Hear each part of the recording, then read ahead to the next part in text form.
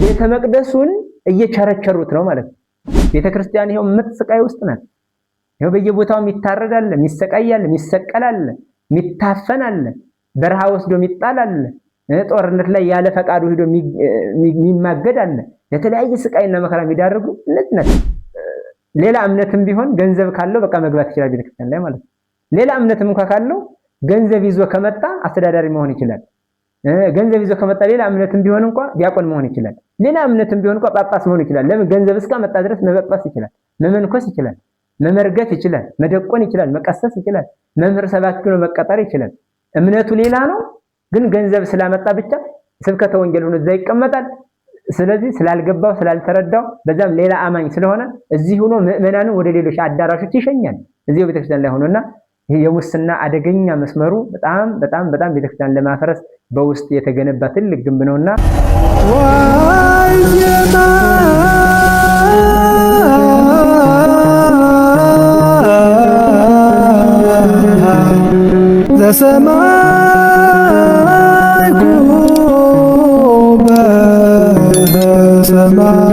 ሁለተኛው የቤተክርስቲያን ውስጣዊ ፈተና ምንድነው ካልን ሙስና ነው።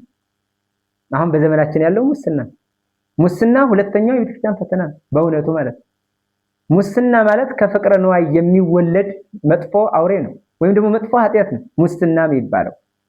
ሙስና ማለት ግቦ መቀበል፣ መማለጃ መቀበል ማለት ነው።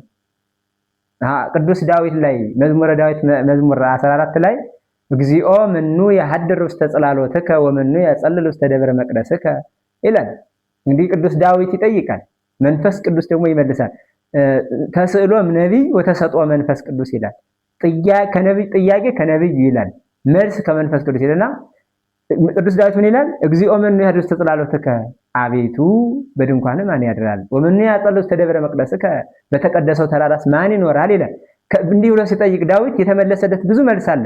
ከብዙ መልስ ግን አንዱ መጨረሻ ላይ ያለው መልስ ምን ሚል ነው ካላችሁ ወዘኢነስአ ህሊያነ በላይ ለንጹህ ነው። በንጹህ ላይ መማለጃ ግቦ ሙስናን ያልበላ ብሎ ያስቀምጣል። በንጹህ ላይ መማለጃ ግቦን ያልበላ እርሱ የእግዚአብሔር መንግስት ይወርሳል፣ በተቀደሰው ተራራው ያድራል፣ በተቀደሰ ድንኳኔ ውስጥ ይኖራል ሚል እግዚአብሔር መንፈስ ቅዱስ ለነብዩ መልሶለታል። ስለዚህ ይሄ መማለጃ የሚባለውስ ምንድነው ብለን ካየን አሁን አንድ ሰው ትልቁ የቤተክርስቲያን አሁን ሰንሰለቶች ምንድነው ካልን የኃጢአት ወይ የፈተና ሰንሰለቶች ሁለተኛው ሙስና ነው። ሙስና ማለት ምን ማለት ነው? ገንዘብ መቀበል ለአገልግሎት ከሚመጣ ሰው ሙያውን ገንዘብ ተቀብሎ ምን ማድረግ ነው? መቅጠር፣ ገንዘብ ተቀብሎ ማስገባት፣ ገንዘብ ተቀብሎ መሾም፣ ገንዘብ ተቀብሎ መሸለም፣ ገንዘብ ተቀብሎ የተሻለ ቦታ መቀየር፣ ገንዘብ ተቀብሎ ወደ ቤተ መቅደስ፣ ገንዘብ ተቀብሎ ወደ ቤተ ክርስቲያን ምን ማለት ነው?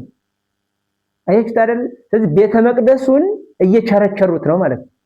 አሁን ሙስና ማለት ምን ማለት ነው ካልን ቤተ መቅደስን እየቸረቸሩ የግል ህይወትን ምን ማለት ነው? ለግል ህይወት መኖር ማለት ነው። የግል ህይወትን ድሎት ማመቻቸት ማለት ነው። የግል ህይወትን ደስታ ምን ማለት ነው? ከቤተ መቅደስ ችርቻሮ በሚገኘው ገንዘብ ምን ማድረግ ነው? ማመቻቸት ማለት ነው። ስለዚህ ሙስና ተብሎ የሚጠራው በጥቅሉ ቤተ መቅደስን እየቸረቸሩ መኖር ማለት ነው። ቤተ መቅደስን እየቸረቸሩ እየሸጡ መኖር ነው። ይህ ማለት ደግሞ ምንድነው? እንደ ይሁዳ ማለት ነው። አሁን ያለንበት ዘመነ ፋሲካ ነው፣ ወይ ደግሞ ወርሃ ፋሲካ ነው፣ ዕለተ ፋሲካ ነው ያለነው። ስለዚህ አሁን እንዲህ ስናየው ይሁዳ ብለን የምናየው አሁን በዚህ ከሐዋርያ ከ12ቱ አንዱ ጌታውን የሸጠ ሐዋርያ ነው። ጌታውን ለ30 ብር የሸጠ ለገንዘብ የሸጠ ሰው ማለት ነው። ስለዚህ እነዚህ ሙስናሞች ተብለው የሚጠሩት ደግሞ ቤተ መቅደሱን ለገንዘብ ሲሉ የሸጡ፣ በፍቅረ ንዋይ ልባቸው የታወረ፣ በፍቅረ ንዋይ የተወጉ የቆሰሉ፣ በፍቅረ ንዋይ የታሰሩ የነደዱ ማለት ነው። እነዚህ ሙስናሞች ይባላሉ። ታዲያ ቤተክርስቲያን ላይ የሚመጡ 15 ዓመት 10 ዓመት 20 ዓመት 25 ዓመት ሙሉ የቤተክርስቲያንን ቅዱስ ቃል ወይም ደግሞ የቤተክርስቲያንን ትምህርቶች በሙሉ ሊማሩ እያከኩ እየተራቡ እየተጠሙ እየለመኑ ከውሻ ጋር እየታገሉ ከፈቃዳቸው ጋር እየታገሉ ሲወጡ ሲወርዱ ኑሮ እንዲህ ሲታገሉ የመጡ መምህራን ወይ አገልጋዮችን እንደገና ገንዘብ ካላመጣ ወደ ቤተክርስቲያን ገብተህ ማገልገል አትችልም ብለው የሚይዙ የቤተክርስቲያን ወንበዴዎች ናቸው እነዚህ ሙስና የሚባለው ማለት ነው። ስለዚህ አሁን ቤተክርስቲያን እጅግ የምትፈተነው ይሄንን ነው። ምዕመናንም ያልገባን ማለት ነው። በጣም ገብቷችሁ የምትናደዱ የምትቃጠሉ አላችሁ። ያልገባችሁ ደግሞ በጣም ብዙዎች ያልገባችሁ ደግሞ አላችሁ። በጣም ብዙዎች ያልገባችሁ ማለት ነው። እንዳውም ለዚህ ለሙስና ጉዞ ራሱ ትልቅ እገዛ የምታደርጉ ለምዕመናን አላችሁ። ያልገባችሁ የዋሃን ማለት ነው። አያችሁ። ስለዚህ ቤተክርስቲያን ከውጭ ከሚመጡ ፈታኞቿ ይልቅ በውስጥ ሆነው የሚያደርቋት ምስጦቹ ከውስጥ ያሉ አስተዳዳሪዎች፣ ከውስጥ ያሉ መምህራን፣ ከውስጥ ያሉ ጳጳሳት፣ ከውስጥ ያሉ መነኮሳት፣ ከውስጥ የሆኑ አስተዳዳሪዎች አሉ። ብዙዎች ምስጦች ማለት ነው። ምጥምጥ አድርገው የሚበሏት ውስጥ ሆነው የሚያደርቋት። ውጭ ያለ ቁስልስ ህዝብ ስለሚያወራው ያሳዝናል። አሁን የቤተክርስቲያን ውስጣዊ በሽታው ነው አይታይም። ያ በቆብ የተሸፈነ ነው፣ በካባ የተሸፈነ ነው፣ በሽቶ አደባባዩን የሚያውድ ነው። ስለዚህ ቅዱስ አባት ነው የሚመስለው።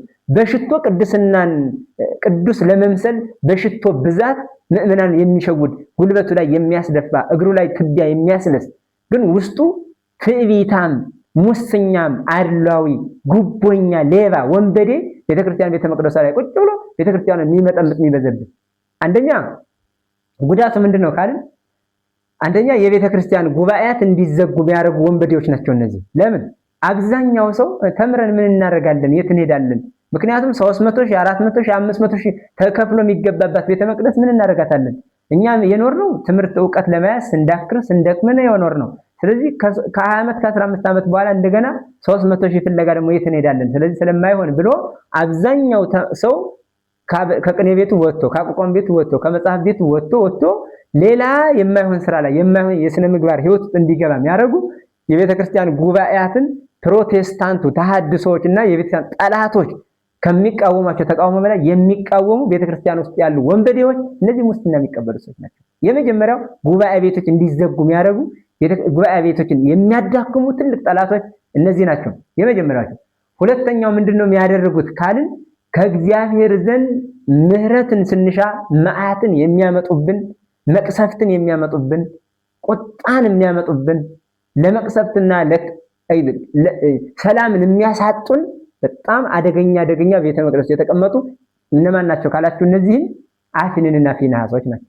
አፍኒን ፊንሐስ ማለት አያችሁ አይደል? አፍኒን ፊንሐስ ናቸው። በአፍኒንና በፊንሐስ ምክንያት ታቦተ ጽዮን እንደተማረከች በእነዚህ አይነት ሰዎች ምክንያትም ቤተክርስቲያን ይሄው ምትስቃይ ውስጥ ናት።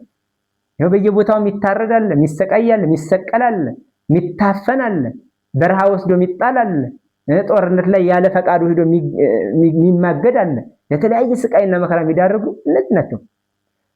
ሶስተኛው ደግሞ ምንድነው የሚመጣው አደጋ በእነዚህ ምክንያት ካልን እነዚህን ሰዎች ምዕመናን እያወቋቸው በሄዱ ቁጥር ከቤተክርስቲያን እየሸሹ ወደ ሌሎች የምንፍቅና ህይወት ውስጥ እንዲሄዱ ያደርጋል።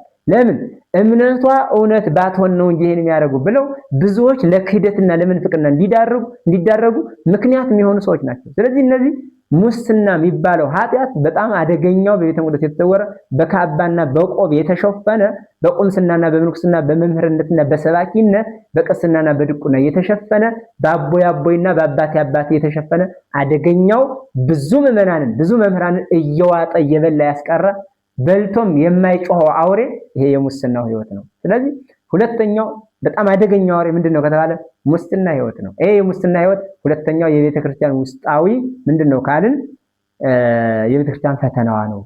በጣም ቤተክርስቲያን የምትፈተንባቸው ሁለተኛው መስመር የትኛው ነው ካልን ይሄኛው የሙስና ህይወት ማለት ነውና ልክ እኮ ይሄ ማለት ምንድነው ፍቅረ ንዋይ የተነደፉ ሰዎች ልክ ዴማስ በፍቅረ ንዋይ የንዕማንን ወርቅና ገንዘብ ልብስ ሄዶ እንደተቀበለ መጽሐፈ ነገሥት ላይ እንደምናገኘው የኤልሳ ደቀ መዝሙር ዴማስ ወደ ተሰሎንቄ ገብቶ ቀልጦ እንደቀረ የቅዱስ ጳውሎስ ደቀ መዝሙር ኤሳው አሁን ደግሞ ንፍሮ ወዶ ብኩርናውን እንደሸጠ ብኩርናቸውን የሸጡ አሁን ደግሞ ሲቀጥል እነዚህ ፍቅረ ንዋይ ያለባቸው ሰዎች ማለት ምን አይነት ሰዎች ናቸው ካልን ከኖህ መርከብ ወጥቶ የወዳደቀ ስጋ ፍለጋ የቀረው ቁራ ማለት ነው።